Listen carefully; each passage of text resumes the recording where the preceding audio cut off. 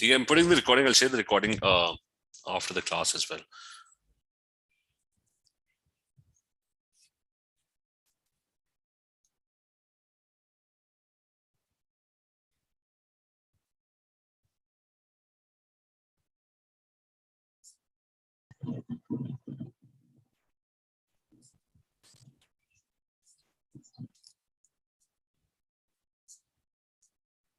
So let's start with this one.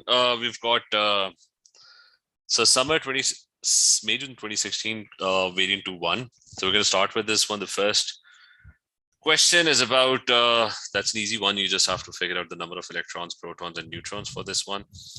So you've got lithium is the nuclear number is given as 6, so it's basically, and the proton atomic number is given as 3. So it's got 3 protons, and it's got the number of neutrons is going to be 3 as well. 6 minus 3. The number of electrons is going to be 2 because it's got a charge of +1. So that's the first one. You're given oxygen. Remember, oxygen, the proton number of oxygen is always 8. The nuclear number can be different. So the atomic number, the proton number of oxygen, the periodic table is always 8. You can have isotopes, but the proton number always remains constant. So atomic number and the number of protons, that's not going to change.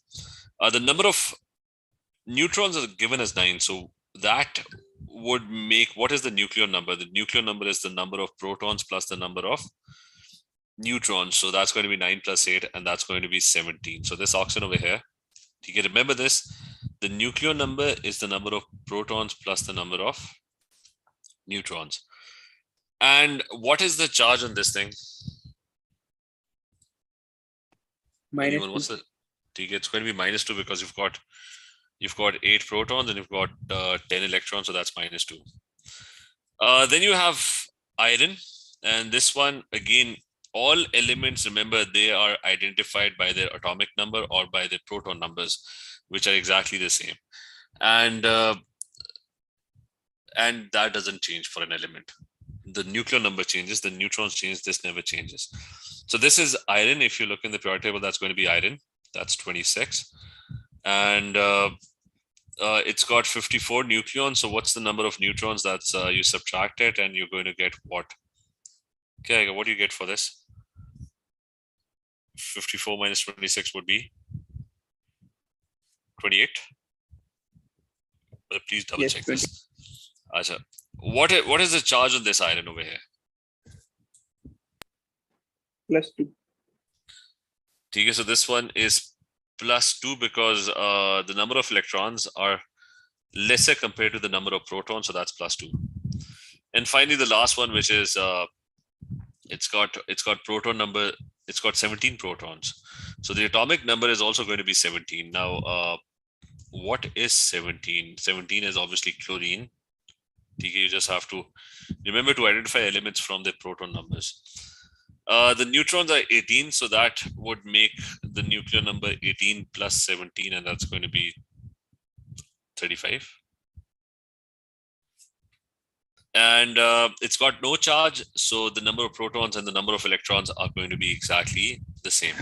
Anyways, this one was an easy question, but remember, people make silly mistakes when they're doing questions like this. It's a 4-mark question. So be very careful about these questions. They're easy, but you can make a lot of silly mistakes. So you got beams of proton, neutrons, and electrons behave differently in an electric field due to their different properties.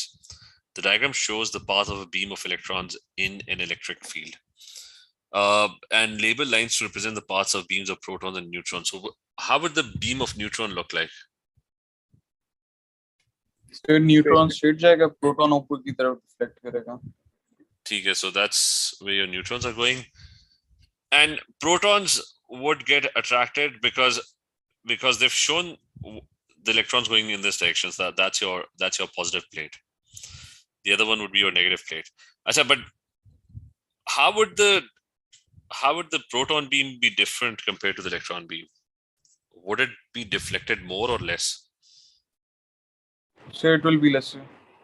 Okay, so it's going to be lesser because they are heavier. So now next one, you've got successive ionization energies of elements. 5th to 8th. So it's not the first ionization energy. They're trying to remove the 5th electron, then the 6th electron, then the 7th, and then they're removing the 8th electron. So 5th to 8th ionization energies of 3 elements in the third period of the periodic table are given. The symbols used for reference are not okay. They're not actual symbols. So state and explain the group number of Y. So which? Group 6. It is in group 6. Why? Because you're removing the 5th electron, 6th electron, and then all of a sudden the 7th is very difficult. So it's in group 6. Our explanation would be that there's a drastic increase in ionization energy in the 7th ionization energy, or there's a jump between the 6th and the 7th.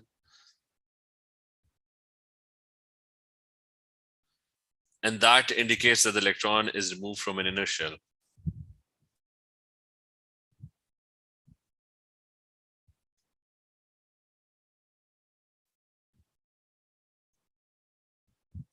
So your electron is being removed from an inner shell. State and explain the general trend in first ionization energy across the period. So what happens, 2-mark question, what happens across the period? So your ionization energies, they group 1, then group 2, there's a dip at group 3, then 4 and 5, then there's a dip at 6, then 7 and 8. So that's across the period, so they increase. And why? The 3 points, why do they increase? Their nuclear charge. So stronger DID forces and shielding effect. Shielding effect decrease किया जाता है. ठीक है. And nuclear charge increases. No, shielding remains constant. You have the same number of shells, and distance or the atomic radius slightly decreases.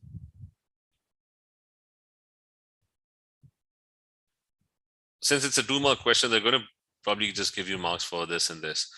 But remember, in these type of questions, always after writing this, always remember to write, therefore, because of these factors, there is stronger attraction between the nucleus and the outer electron. Or there is, always write this statement. In the recent one, this is an older paper, so maybe it's not given in the marking scheme, but the recent one, therefore, there is stronger attraction between the nucleus and electron. Okay, so why is the first ionization energy of element Y less than that? So now we've figured out that element Y, and he's talking about successive elements, I think. Is it successive? The symbols used? I said they haven't told us which elements these are. So, but for Y, we know that's a group 6 element, and period 3. So period 3 means this is sulfur. The group 6, right? That is sulfur. So we know it's in group 6, it's in period 3, so that's sulfur. Explain why the first ionization energy of element Y is less than that of X. Which period or which group is X a part of? I know it's group. Y is concept? Group 5. Okay, so this is group 5, so this must be phosphorus, right? So you've got a dip at 6. This is group 5 over here, and this is group 6. So quickly tell me what's the explanation for that. Why is it harder to or easier to remove electrons from group 6? So electrons ज़्यादा होते हैं, shielding effect ज़्यादा होता है, I guess. There's a very specific answer to this. What is that specific answer? The first comment is going to be about the electronic configuration. If you've got group 6, the outer electronic configuration is going to be 3s2 3p4.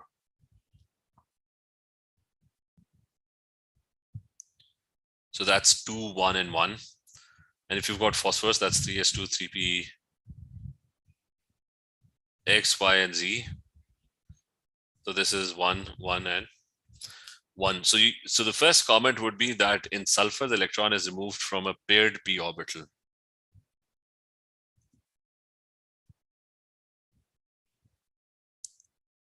From a paired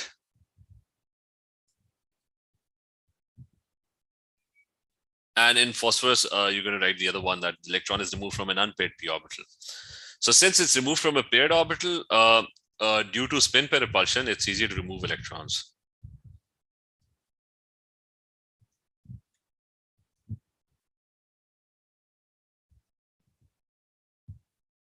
So it is easier to remove electrons. While and you're going to comment on the other one, while in phosphorus the electron is removed from an unpaired p orbital, so there is no repulsion. Each orbital has one electron, so there is no other orbital repelling it. So always remember, to answer this properly, you're probably going to, this is a very typical question, so you're going to probably get this question. Remember this, it's better to memorize the answer. It's a very typical question. Why is there a dip at group 6? Why is there a dip at group 3? Achha, which group is Z a part of? That's which group is this? Group 7. Okay, that's group 7. So you're being asked to write the electronic configuration. This is period 3, group 7. So that's 17 electrons. So that's going to be 1s2, 2s2, 2p6, and 3s2, and 5 electrons in the 3p. I say, anyways, that's that was a very typical question. It's a sample of, but again, I'm just going to tell you again, make sure you know this by heart. I mean, it's better to, not use your own words. Why is there a dip at group 6? Why is there a dip at group 3? Remember that. Remember the reasons exactly. Remember the answers exactly. It's going to be a typical question that will always, it's a very common question that comes in your exams. Now, the next one is a sample of strontium exists as a group of 4 isotopes. Information about 3 of these isotopes is given in the table. Calculate the abundance of the 4th isotope. So there is a 4th isotope. First thing, what's the formula of finding the AR? That's fractional percentage, basically percentage divided by 100. That's fractional percentage into the mass of the isotope. And you sum them all up, and that will give you your average. So what information they're asking about the abundance of the 4th isotope. So first thing, we don't know what the 4th isotope is, but what is the abundance of the 4th isotope?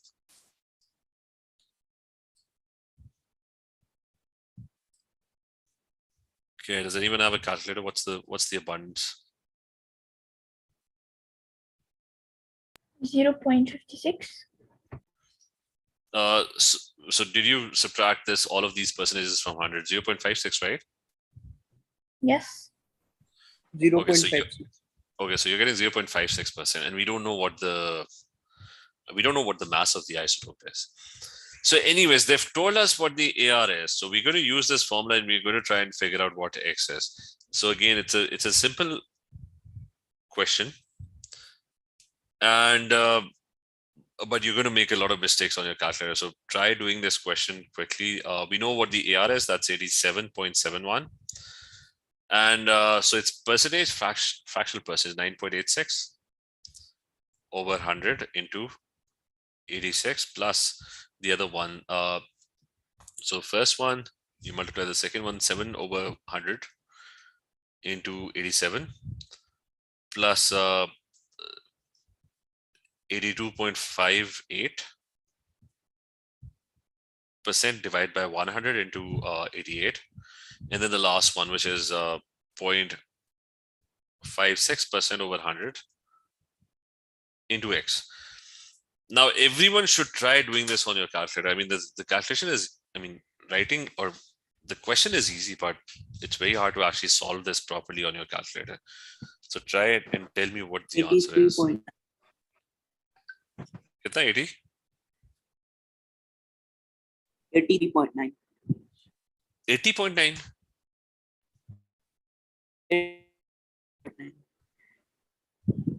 Need 1 second, your voice is breaking up.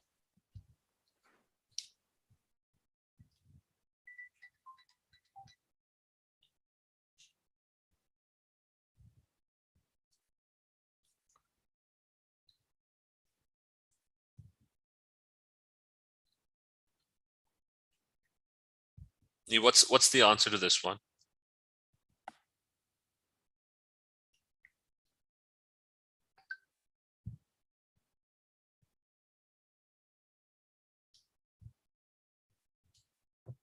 I got it 73.178. 73 point? 178. 83.9. So one of you 83.9 as well. So remember, this calculation is not an easy calculation on your calculator. So you got to prepare yourself for this. You can try doing a lot of these questions where you have to do a lot of calculations on your calculators. I'll just quickly check what I think both of them are wrong. My guess is, I mean, 83.9 kind of looks acceptable to me, but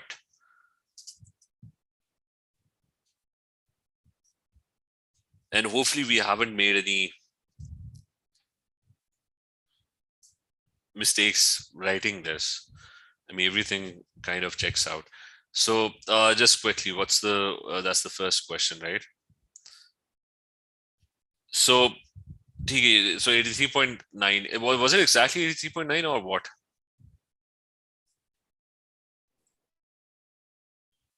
.9. 90. Okay, so just remember, it's the same calculation everyone is doing, but everyone is getting only one of you, I think, got the right answer. So 83.9, and that's rounded off to 84. So it's rounded off to 84, and one of the reasons it's rounded off to 84 is, just remember that if they don't mention how many significant figures to use in the answer, just make sure, look at the values, that if one of your value in your calculation is accurate up till 2 significant figures, your answer cannot exceed that accuracy. So if this number is 86, that's accurate up till 2 significant figures. 86 means, just a quick recap, 86 means that you're not sure what comes after that. You don't know whether it is 86.1 or 86.0. You don't know what the next number is. So that is what is meant by 2 significant figure accuracy. So if one of your values is accurate up till 2 significant figures, the answer cannot exceed that accuracy. It can't be more accurate than that. So you're not going to write 83.9 because you don't know what the third number over here was. You don't know whether it's 86.0 or 86.01. I mean, you have no idea what comes after that. So your first significant figure would be accurate, your second would be accurate, the third would be doubtful. So you're going to round it off on the second one. So just remember the rule. Either look for what they are asking for, like if they've given if they've already told you what the significant figures are. If they haven't, go for the least significant figures. Whatever values you're using, your answer cannot exceed or should not exceed, preferably the least significant figure number. Okay, so you're going to round it off to 84. Even 83.9 would probably be, for some examiners, it would be considered incorrect. Okay, is this point clear? Yes, sir. Okay, so next one is D, E, F, and G are 4 consecutive elements in the 4th period of the periodic table. The letters are not actual, so 4th period, right? Now, first thing, you don't know, you haven't studied period number 4. What you've only studied is the 3rd period. And let me open the data booklet as well for the periodic table, just a second.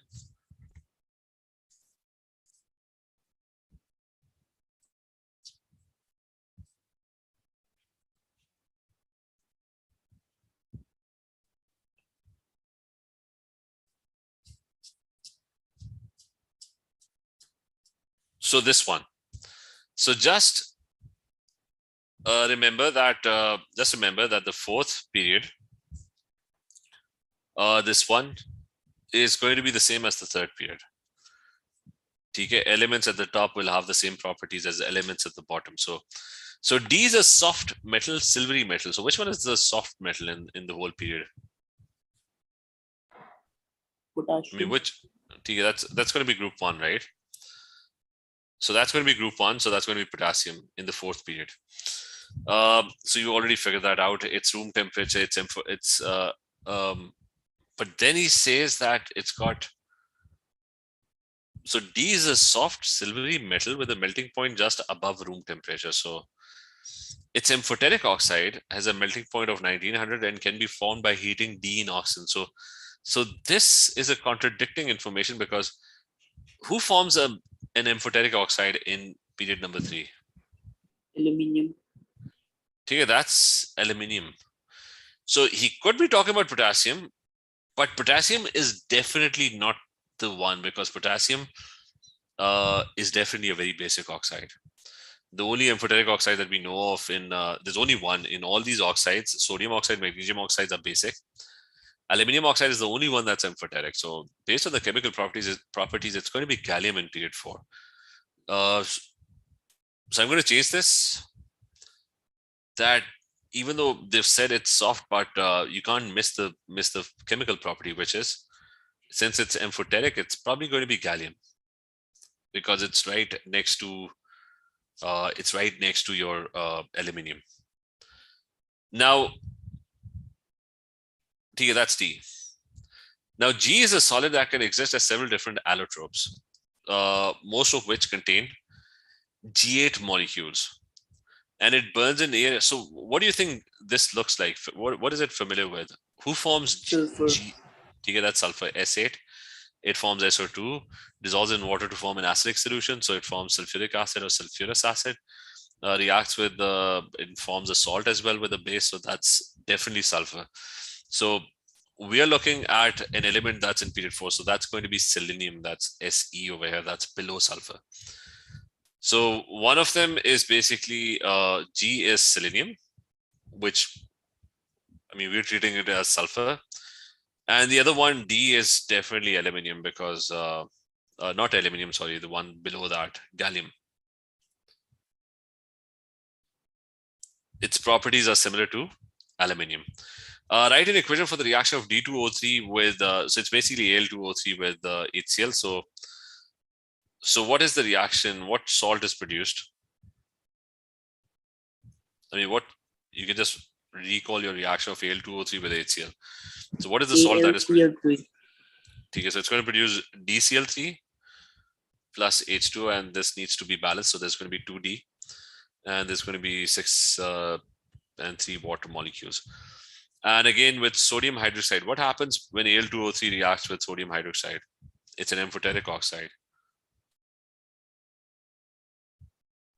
NaAlOH4. Okay, NaAlOH4. Okay, that's all. That's correct. I'll just go with NaLO2. Easier to balance.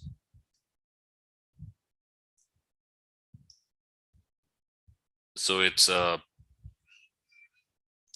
just 1 second, NaLO2. Okay, the only problem with this equation is the balance. Sorry, there's 2 Als. 1 second. The 2 Als.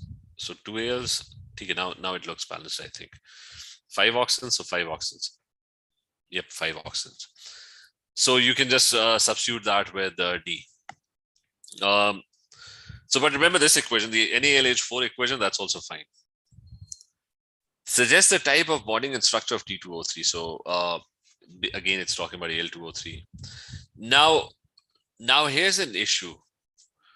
Did he mention about T2O3 anywhere else? He just told us that it's amphoteric. So he's saying suggest what the type of bonding is. So what do you think? What's the type of bonding in Al2O3? Covalent. In Al, because we can only compare it with Al2O3, right? So what is Al2O3? Firstly, ionic or covalent? The ionic compound. Okay, that's a very ionic compound, right? And I say anyway, so that's an ionic compound. So if we just look at now, remember for Al, remember inorganic chemistry for Al. And again, I'll just tell you this question, TK. Now in the recent paper, in the previous years, there was one information that was missing, but now that information is going to be with you, and that is going to be the Pauling scale. TK. Now in all these papers, you didn't have the Pauling scale. So you just had to guess whether it's going to be ionic or whether it's going to be covalent. But with the Pauling scale, TK, remember, this is something that has just been added in your syllabus. So although this question is not based on that, but the way this question is now going to be solved is you're going to look at the Pauling scale. What the Pauling scale is, I'll just Google the Pauling scale. Again, it's not in your, I think it's in the recent, just one second. I just open the recent syllabus. TK, the way you're going to answer this question is this way. That this is your recent syllabus. And 1 second.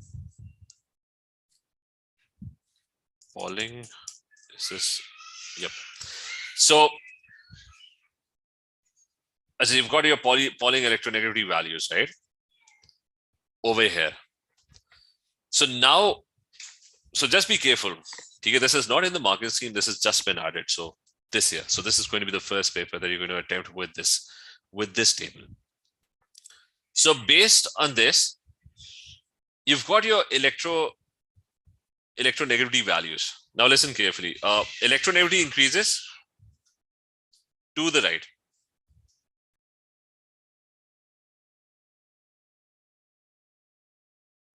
Just 1 second.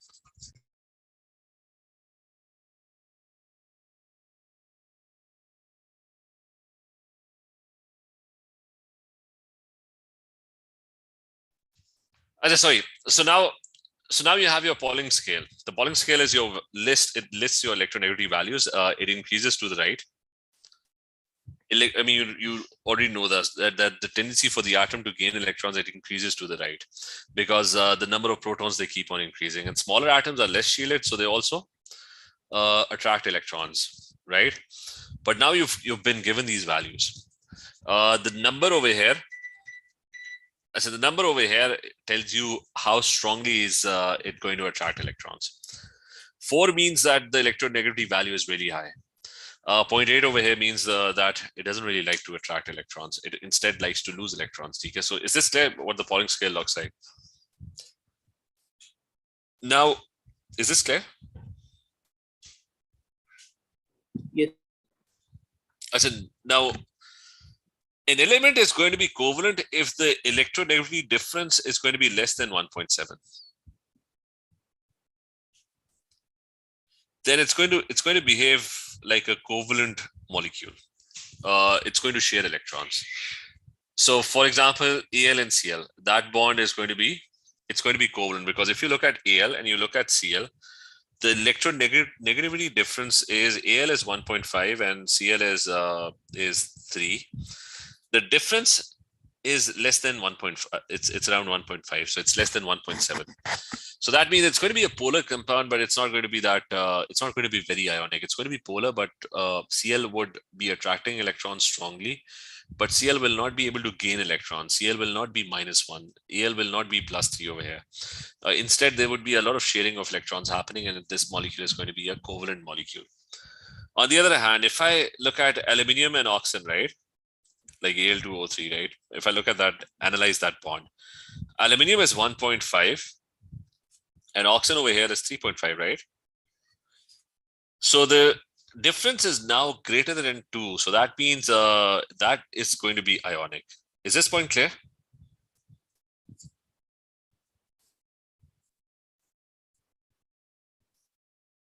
You clear? Is this clear? So Yes, sir. So now you're going to use the to answer these questions in previous past papers, marking schemes, You didn't have the Pauling scale, but now you're going to have the Pauling values with you. So you're going to use these values. So Al2O3, that's why is ionic, because oxygen is able to gain electrons because its electronegativity relative to Al is a lot higher. Now, in this case, I think we're talking about which compound? Gallium and oxygen, right?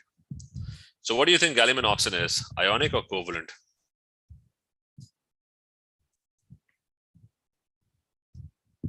Covalent, maybe? What is the difference between like gallium and oxygen? What is the difference? 1.7. 1.7. It's actually 1.7 exactly. So I guess that's going to be ionic. Less than 1.7 is. So if it's equal to or more than, then it's ionic. If it's less, then it's covalent.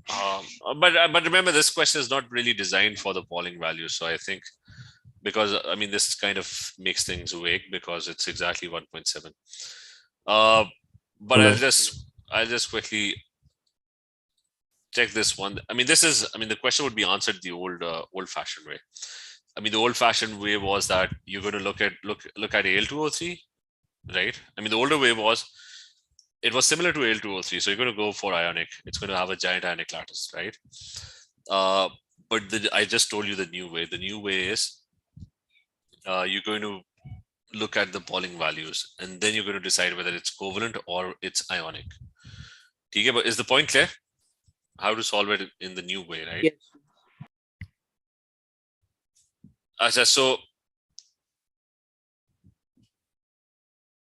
So the next one is did we leave a question? Write an equation for the formation of the acidic solution when GO2 dissolves. So he's talking about SO2. So that's SO2 with water. And what acid is formed? Sulfuric acid. Sulfurous acid. Sulfurous H2SO3, right? So it's going to form H2SO3.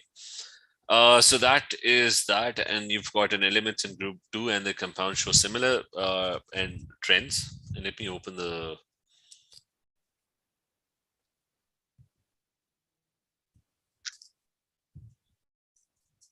inorganic board as well. Just 1 second.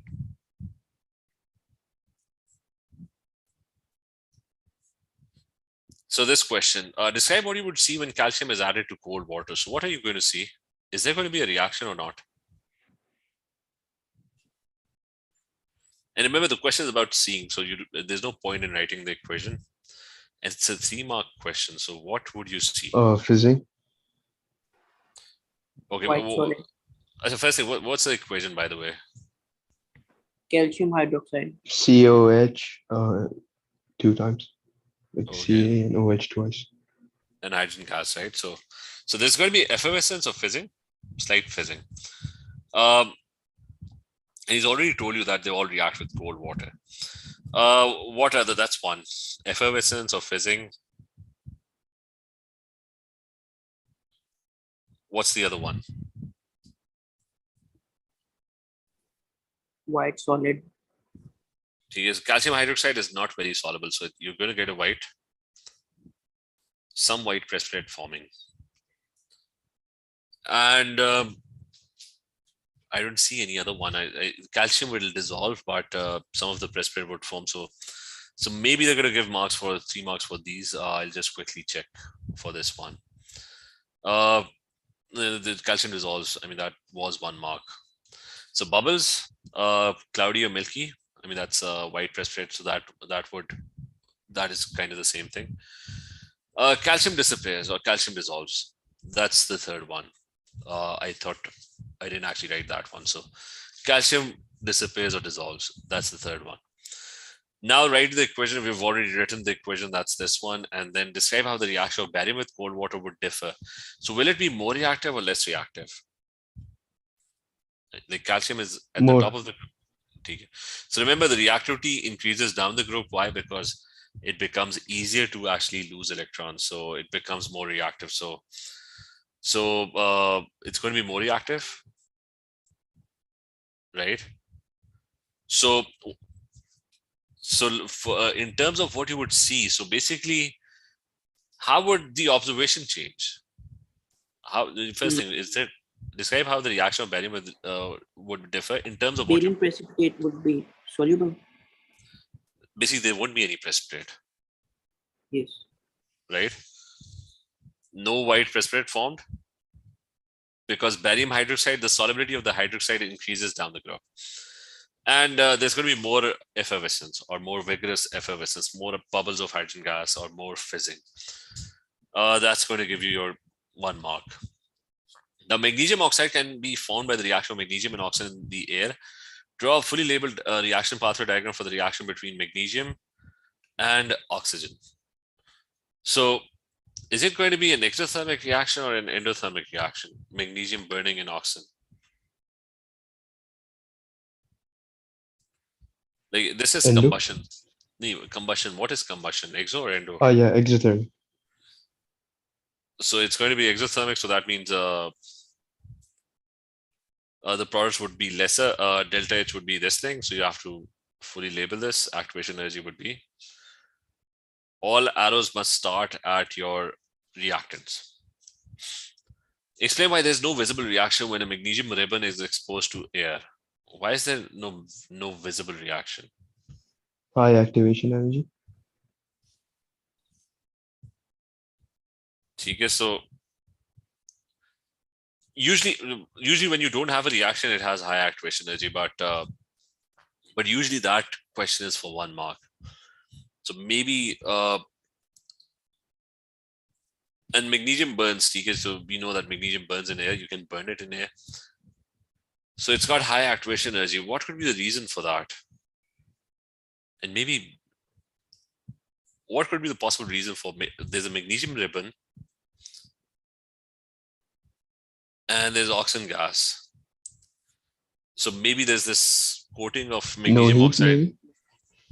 See, that's high activation energy, right? You need energy for the reaction to Oh. happen. You want the oxygen gas molecules to collide with the magnesium with a lot of force, which is why you would have to heat it up. That's why you always heat up things.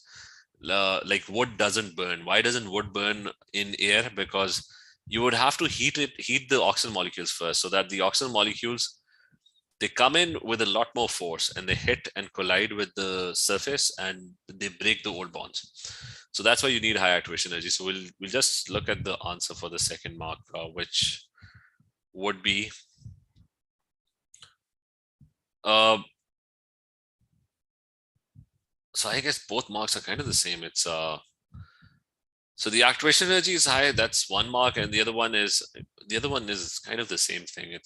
They're just saying that the fewer particles having that activation energy or enough energy. So it was just a further explanation of high activation energy. That was the 2nd mark. Nothing special, just a further explanation of this. That very few particles.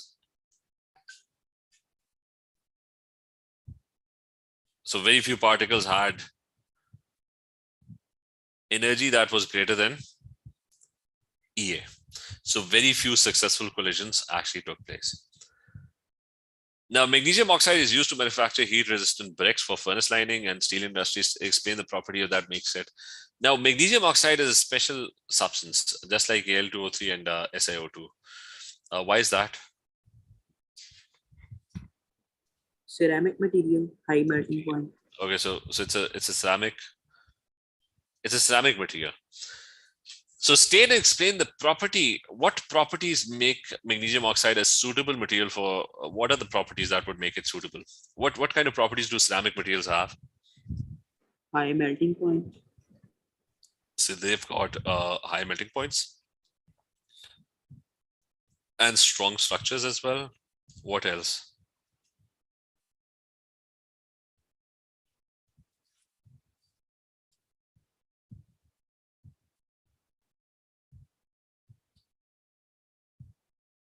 Do they conduct electricity or not?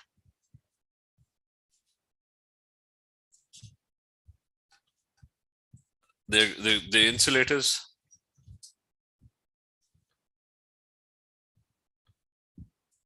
So we stated the properties. Now we need to explain that as well. Like, for example, if I want to, it's a 2 mark question. So I think high melting point would be enough. Why is it going to have high melting point because it's a giant ionic lattice? Oppositely charged ion. And there's strong ionic bonds between the oppositely charged ions that require large amounts of energy to break. So strong ionic bonds between oppositely charged ions in the lattice, right? But anyway, so you had to state and you had to, I mean, you always try to understand what the question is looking for. So I'll just check this one that is high melting point, that's it, and strong attraction, that's it. You've got an ionic bonding that's very, very strong. That's how, so you had to state and you had to explain the point as well. Now suggest a reason why magnesium oxide cannot be used as a lining for any furnaces containing acidic material. What's the reason for that? There will be neutralization reactions. Okay, so basically MgO is basic and it will reacts with acidic material.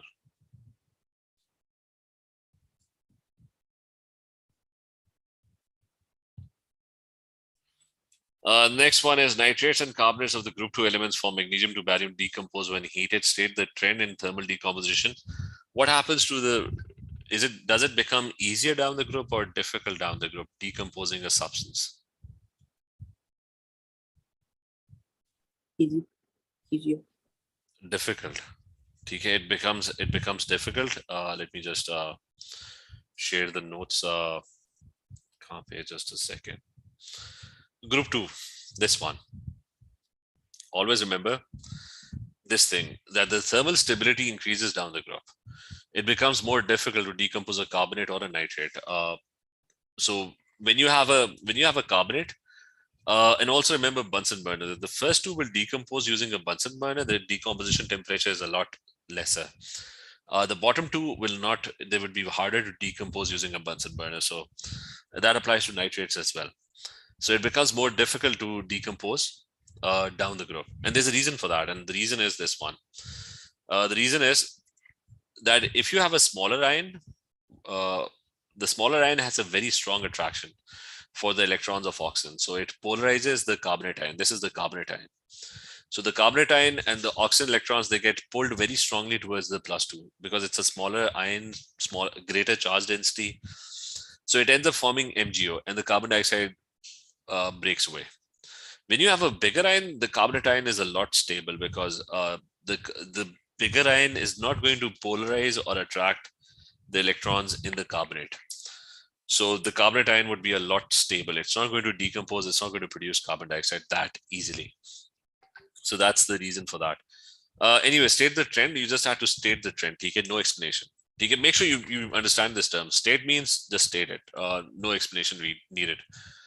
So they become harder to decompose. And so I'll just move to the next one, which is, what is the decomposition equation? That's carbonate decomposing to form MgO and carbon dioxide. Is that clear? And what happens if a nitrate decomposes? It decomposes in the same way. It produces calcium oxide plus NO2 plus. It's going to produce O2. There's going to be half of O2.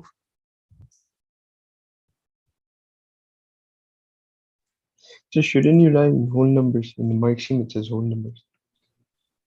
Did they use the word whole numbers? They not necessarily. You can use 1/2. That's fine. There wouldn't be any issues with 1/2 or 3/2. These numbers are very frequently or commonly used. So that's fine. Up till that point, that's fine. I mean, if you start using 1/6 or something like that, that's not acceptable. Is that clear? Oh, okay. Yes, sir. So 1/2 is pretty common. That's kind of acceptable. Let's move to the fourth one. That's Answer organic. is just NO2, not 2. Which one? Over here, Is it's it 2 NO2? Okay. This, if you balance it this way, that's going to be 2 NO2. Alright. So let's move to the next one, which is organic. So you've got the question is about molecules with molecular formula C4H8. Give the structures of a pair of positional isomers with the formula C4H8. So positional isomers, right? So in a positional isomer, what position can I change in this one? C4, right? Does it have a double bond or does it not have a double bond?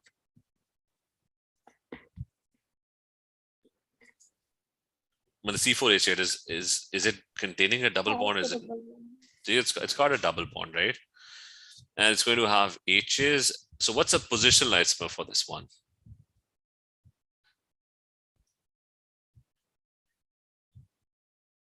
So what I'm going to do is I'm going to change the position of the double bond. That's it. So the next one, I'm just going to change the position of the double bond. So I'm going to make it or draw it in the middle. And you got CH3, you got H. And also don't get confused by when they write about structures. That is the most general use of the term. You could have used, you could have drawn a fully displayed formula. You could have drawn a condensed version. You could have drawn a skeletal formula over here. So when they just randomly just use the word structural formula, that is any structure that gives you information about the structure of the molecule. Now the next one, give the structure of a pair of chain isomers with the formula C4H8 that do not exhibit stereoisomerism. Now we're looking at chain isomers now. What could be, and he's saying give the structures of a pair of chain isomers with the formula C4H8 that do not exhibit stereoisomers. So what can you do with the chain? You can have 3 carbon atoms. That's the only thing you could do with this chain. And you could put a double bond over here and you could have H's over here. This one will have 3 H's. And this one will have 3 H's as well. So that is one. Now you can't make a chain isomer. The only chain isomer is the straight chain one. There are only 2 chain isomers possible, and they're saying it should not exhibit stereoisomerism.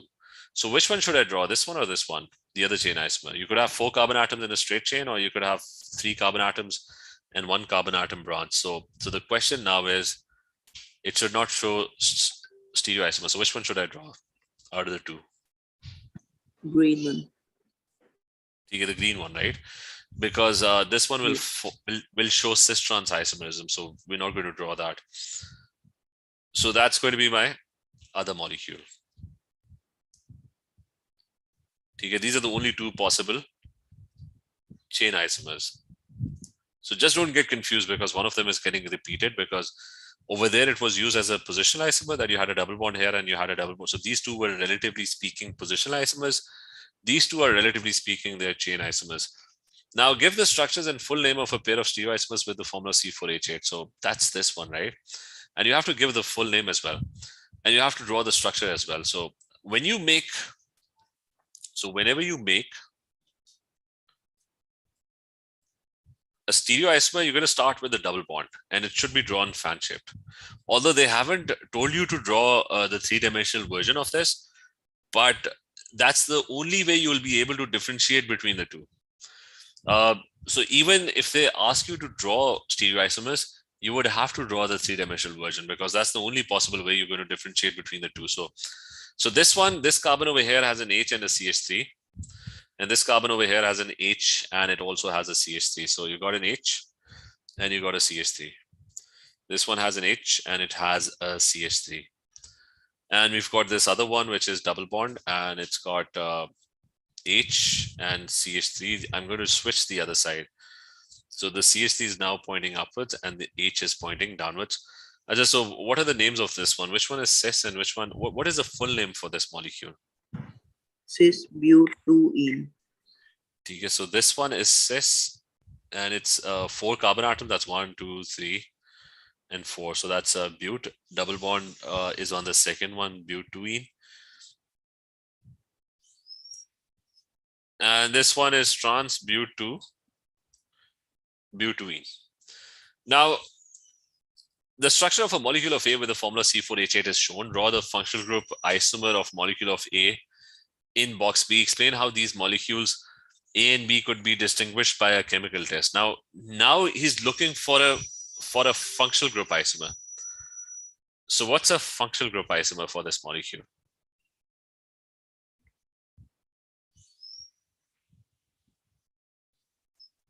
Hugo, what's a functional group isomer for this?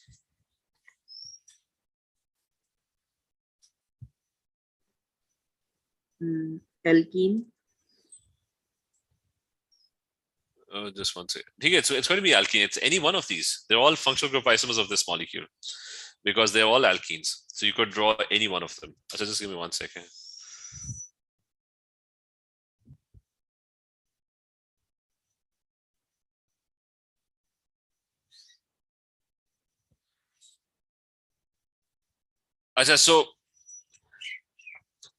So that's a simple alkene. You could just draw any one of the above. They're all alkenes. So there's going to be a double bond and a CH2. So you could draw any one of them. So that's your alkene. And what's the test that's going to distinguish the two? How would you distinguish the two? Bromine test. Okay, that's going to be bromination, and you have to tell what's you add Br2 aqueous in the dark. Okay, at RTP. And what's the observation for this one? The red brown bromine is going to get decolorized. That's it. And let's move to the last one. This is about organic. So we're going to try and do this one quickly. And I'll open the organic notes as well. Wait a second. This one.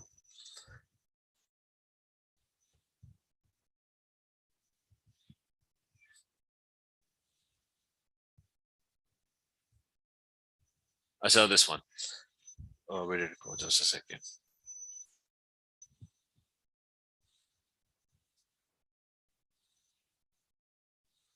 As starting with this one, we've got a. So I'll pretty much do everything on this chart that they've drawn over here. So, So starting with the first one, you've got. नहीं कौन सा ये वाला? ये part? Yes, sir. Let me take short my bit. Thank you, sir. बस सही है, हो गया.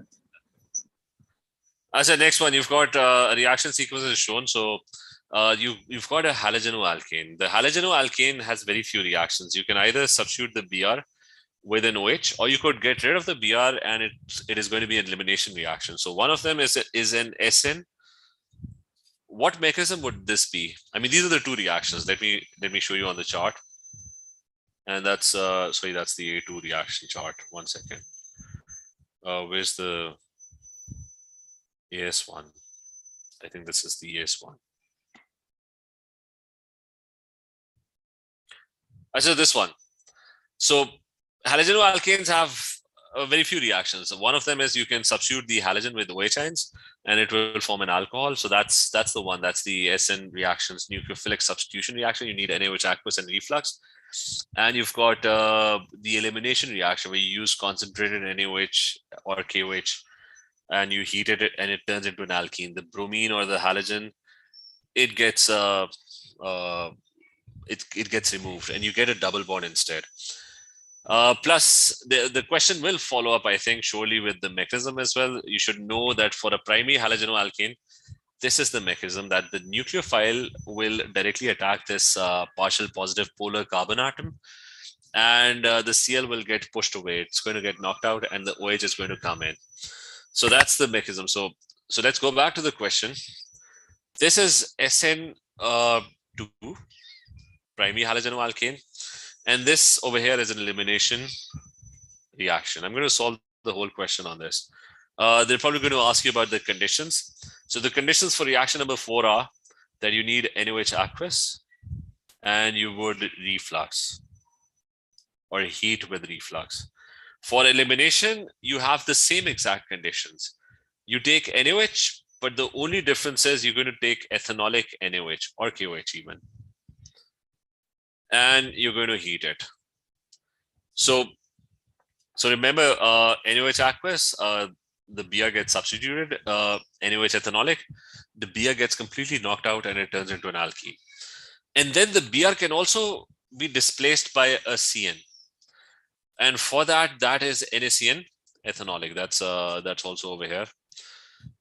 You can take the halogenoalkane and put a Cn-1 nucleophile. It's going to be NaCN ethanolic, and you're going to have pretty much the same reaction. So that would be Sn2 as well, and that is going to be NaCN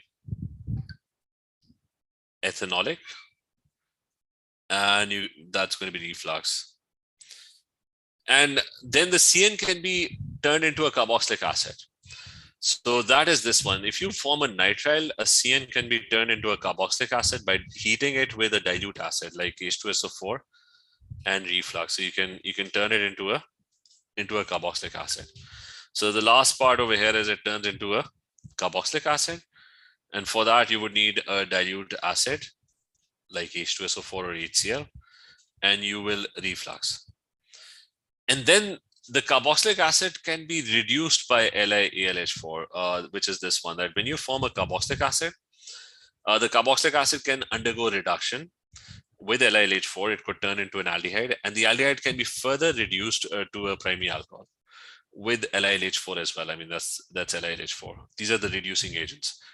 So now the only part in the last part is we don't know whether it's getting reduced up till the aldehyde or up till the alcohol part. So that's the only question I have. So I'm not really sure whether this is the alcohol or is it the aldehyde that it's getting reduced to. So that's it. That's pretty much it. That's going to be the whole question. They're asking for the mechanism over here. So what's going to happen over here? And remember, you have to be very careful that the lone pair on the nucleophile would be Cn-1 with mechanisms. You got to be very specific.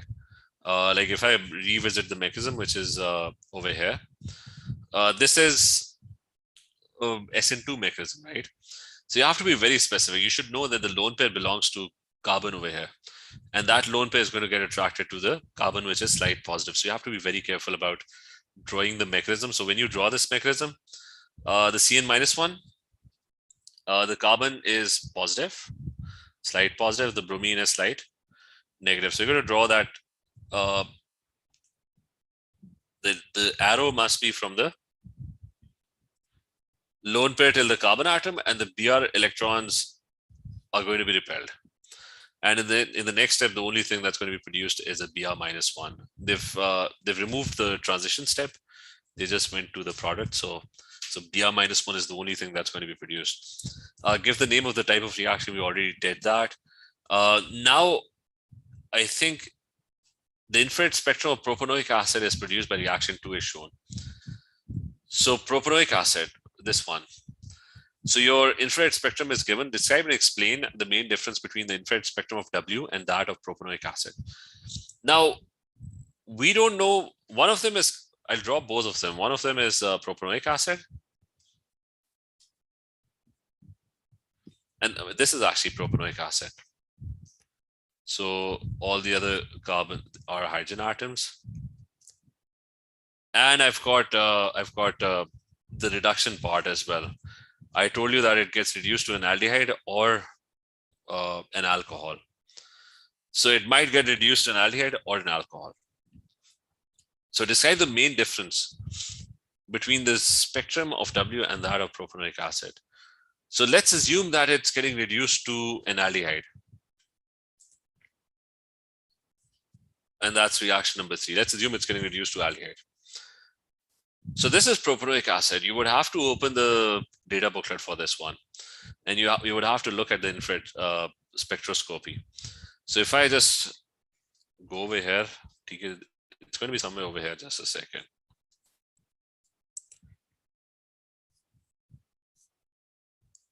So this is infrared spectroscopy.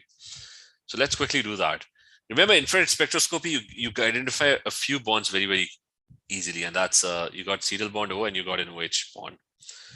The ranges, there's going to be a wide absorption at around the 3000 mark, and there's going to be a very strong absorption in the 1600, 1700 range. These two are very easily identifiable.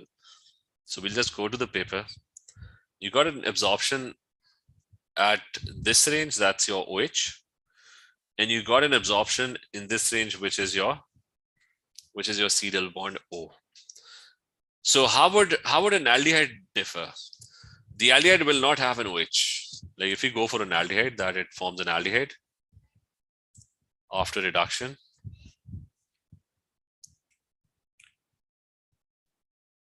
Then our aldehyde has no OH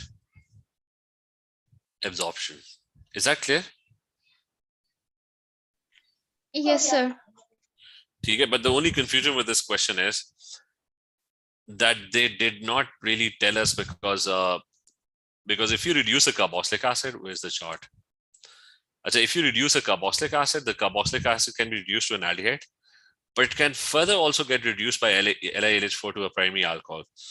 So they didn't tell us. So I just assumed that it's going till the aldehyde. So I would have to check with or consult the marking scheme on this one. I just assumed that I just took it up till the aldehyde. So the aldehyde is not going to have an OH peak. So the OH peak would be missing. That's going to be the main difference. The double bond O would still be there because it's an aldehyde.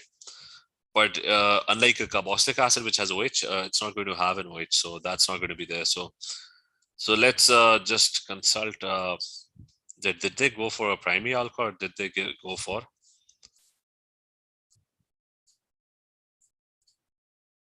Due to loss of. So they actually allowed both of them. That they said that if it turns into an alcohol, then the C double bond O is no more. So there's going to be a loss of C double bond O, and this absorption would not be there. Or they also went for the other one, or it forms an aldehyde. If it forms an aldehyde, the C double bond O will be there, but the OH peak will not be there. So they accepted both of them. So that's fine. Okay, is this clear?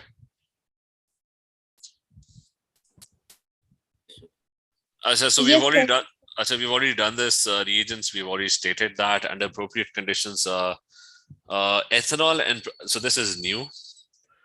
We already wrote all the conditions in the chart over there. State the necessary conditions for this reaction. So you're forming an ester. So what are the conditions for the formation of ester? That's concentrated H2SO4 and reflux. And now they're very specific. They're asking you to draw the skeletal formula of the ester that's going to be formed. So I'll draw the main formula first, which is, I've got ethanol. So ethanol is 2 carbon atoms and it's got an OH.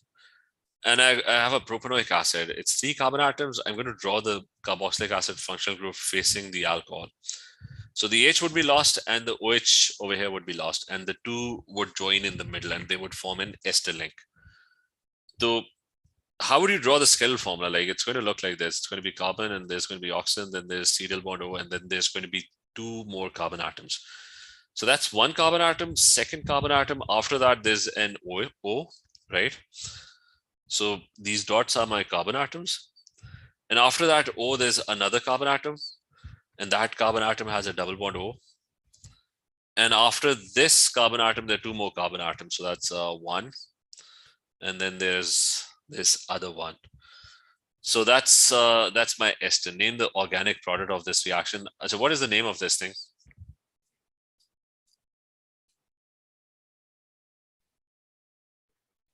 Okay, what's the name of this? Ethyl. Okay, so it's the carboxylic acid side would be propanoate, prop, 3 carbon atoms. It's got 3 carbon atoms. The other side has 2 carbon atoms. So that's your alcohol side. That's going to be your ethyl. So we've got another reaction which is about strong. This one is, I think it looks difficult. So this one is difficult. It's about V reacts with. So there's a V. There was some V somewhere. Let's go back. No, there is no V in the question. So V is some hypothetical. No, they did not mention anything. Okay, so they did not mention anything about V. So nothing about V. So he's saying that it reacts in 2 different ways depending on, so this is definitely an alkene. It's definitely an alkene.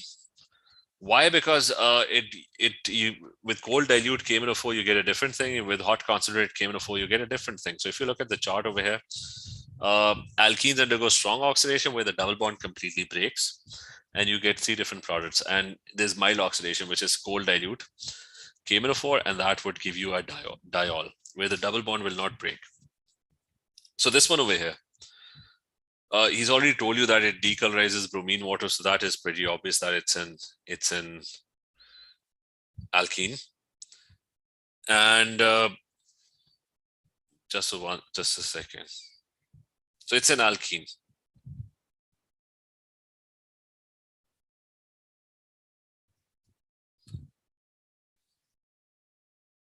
एक second, ये जल्दी से कर ले, time ज्यादा हो गया. अच्छा, when the acidified cold dilute organic product is T has 2 chiral centers, right? That's fine. Propanoic acid is the only product, right? So when do you get a carboxylic acid? So we're going to try and figure out what V is. When do you get a carboxylic acid? You get a carboxylic acid. Let me zoom this in. So you get a carboxylic acid during strong oxidation when the double bond breaks and the carbon is bonded to one carbon chain. So the double bonded carbon atom is bonded to just one carbon chain. That, and the other side is H. So that is when you're going to get a carboxylic acid. So let's go back to the question. I've got this alkene. The double bond is going to break. When will I get a carboxylic acid? When the carbon is only bonded to one H, and on the other side there's going to be a carbon chain, right? And that carbon chain will have 2 carbons. That carbon chain will turn into a carboxylic acid. So that will have 2 carbons. It's going to have CH2 and CH3. So that is when I'm going to get a propanoic acid molecule. Is this clear? Yes, sir. Yes. Achha, aur ye ke, since you're only getting propanoic acid, that means the other side is also exactly the same. It's going to form a carboxylic acid. So this side will have the exact same structure. So the double bond will break, 1 H and 1 carbon chain. So this carbon turns into a carboxylic acid. That's V. We figured out V. And what is cold dilute KMnO4? That is going to be that you'll form a diol. So it's going to be CH3, CH2. You have 2 carbon atoms in the middle, CH2 and CH3, and OH groups will get added to these 2 carbon atoms. There's going to be an H as well. So it will form a diol. So that's it. We found V, and we've also found T as well. And identify the type of stereoisomerism that's going to happen. So what type of stereoisomers will happen in V? Cis trans. Okay, so like in proper word kya hoga? Not cis trans. What's the proper word for that? Stereoisomer. Geometric. Geometric. Okay, that's geometric. And this one, you'll probably get marks for cis trans as well, but the proper word is geometric. And this one, what is this one? Optical. Okay, that's optical. It's got 2 chiral carbon atoms. This carbon atom over here is chiral. It's bonded to 4 different groups, so that's chiral. So that's it. Okay. Just remember, this question is try and practice. This is important. Try and practice strong oxidation of alkenes in both directions. You've got an alkene, find out what the products are, and also try to figure out, if you know what the products are, how do you figure out what the alkene is? Try and do it both ways. Do you get that gets slightly confusing. So, I think we're done with the paper. So I've sent the schedule as well. So I'll share it one more time. Pata nahi kya hai, ek second. Just remember, so we are done with this one. I've just marked it clean. So tomorrow we'll try and do that. If we do more, so we'll just continue with the same time. 9 PM is working fine. So we'll try and finish all these papers 2016 to 2021 till the exam. Chale, let's continue tomorrow. Okay, everyone. Take care. Allah Hafiz. Okay, sir. Allah.